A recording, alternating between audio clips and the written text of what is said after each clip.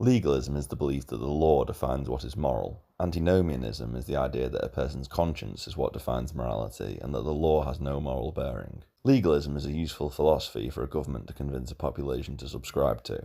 It makes the government the moral authority over the population and ingrains the sense that everyone who breaks a law is reprehensible and a criminal, which of course in the government's eyes they are.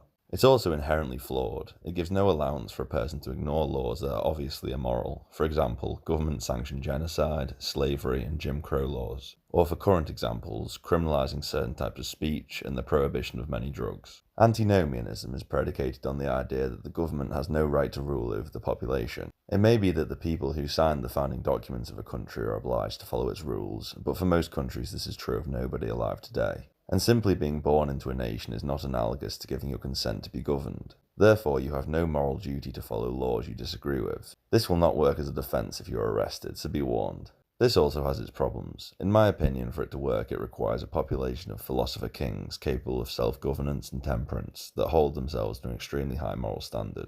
I think these sort of people are a rarity in our societies.